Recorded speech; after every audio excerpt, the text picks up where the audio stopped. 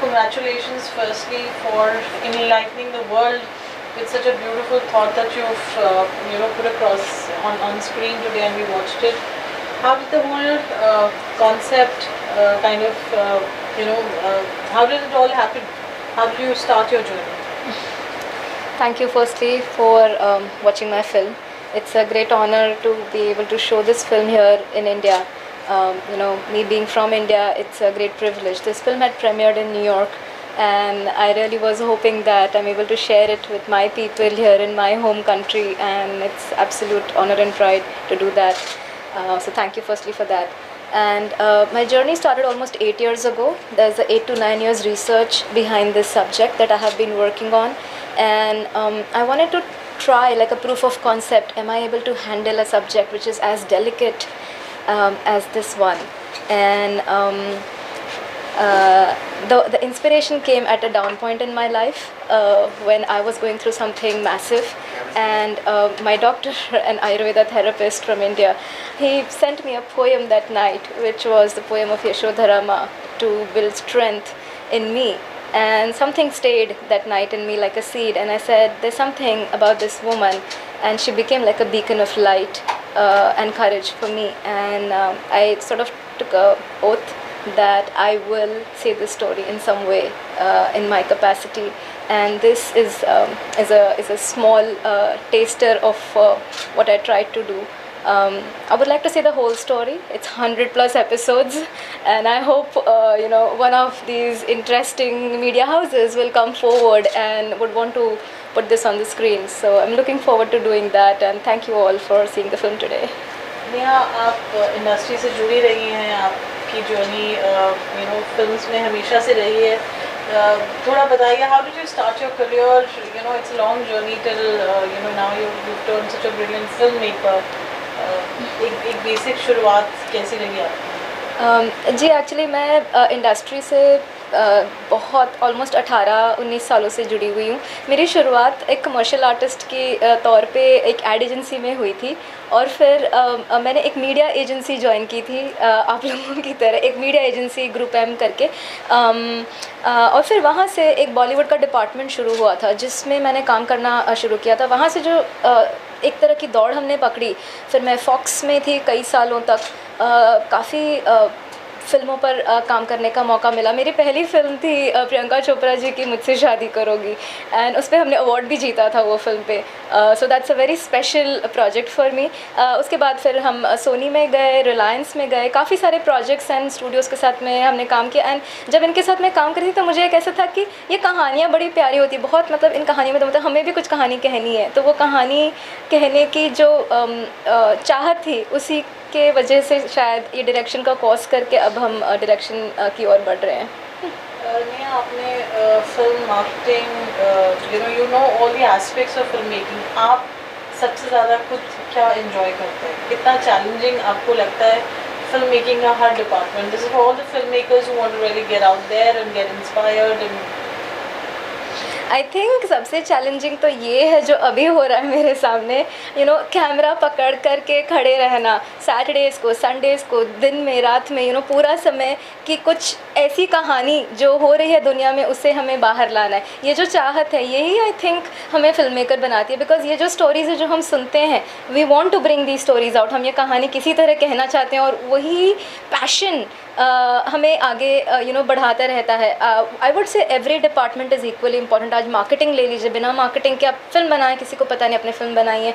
आज आप प्रोडक्शन ले लीजिए, अगर प्रोडक्शन सही नहीं है तो क्वालिटी ख़राब दिखेगी. सो हर डिपार्टमेंट की अपनी अहमियत है, लेकिन सबसे अहम है कि आप वो कहानी ऑडियंस के दिल को छू जाए. सो सबसे अहम वही बात है कि आपकी कहानी में क्या ऐसी बात है जो ऑडियंस के दिल को छू सके.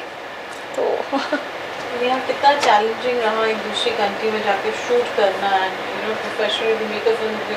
You shot the entire film in New York. Ji honestly पहले जब मैं फ़िल्म शूट कर रही थी, मैं ये फ़िल्म जयपुर में शूट करने वाली थी। मैं खुद राजस्थान से बिलोंग करती हूँ और वहाँ पे हमारे कनेक्शंस थे कुछ पैलेसेस में वगैरह। हम ओरिजिनली वहाँ शूट करने वाले थे, but because of monsoon season India में हमने सोचा अब नहीं हो पाएगा, 3 महीने का ब्रेक हम नहीं ले सकते, तो हमने पूरा का पूरा सेटअप न्यूयॉर्क में करने का सोचा। एंड कुदरत का करिश्मा कहूँगी, बिकॉज स्नग हार्बर करके एक जगह है न्यूयॉर्क में जो कि बिल्कुल पुराने ज़माने की, लाइक आप नेपाल में चले जाएँ या जहाँ बुद्धा का बर्थ हुआ है, बिल्कुल वैसी ही फील है हमें वो जगह पे मिल गई। So I would say it was a blessed project. हमें काफ़ी सपोर्ट मिला न्यूयॉर्क गवर्नमेंट से भी।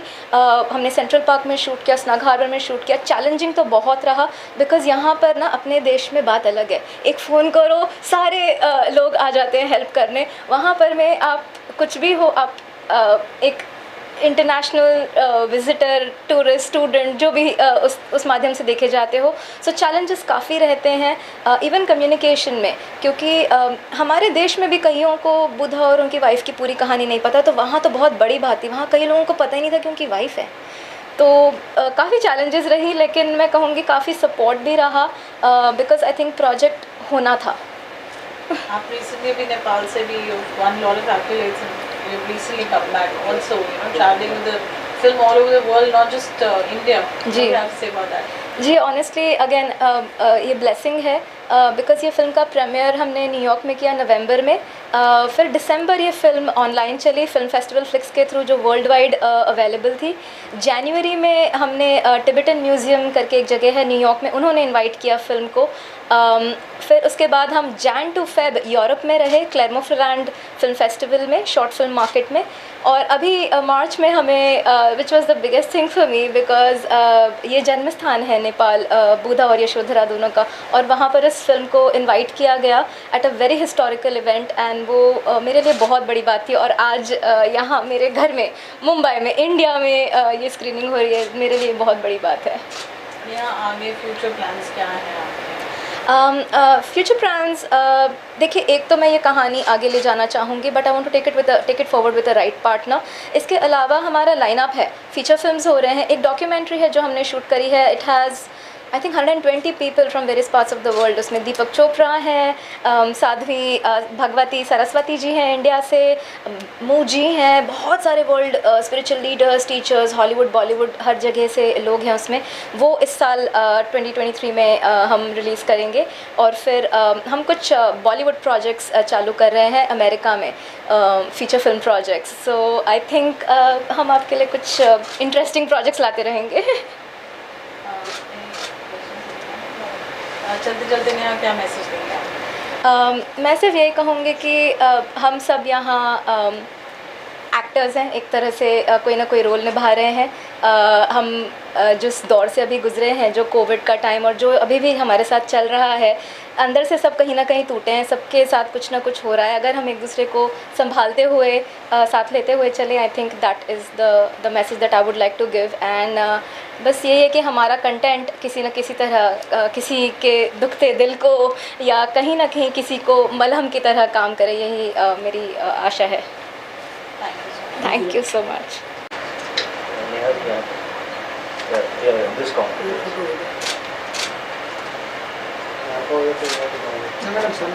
one more.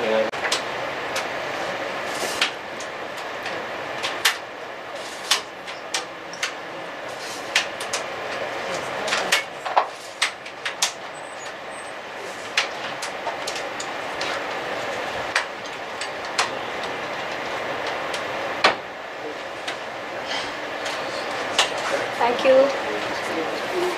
Thank you so much.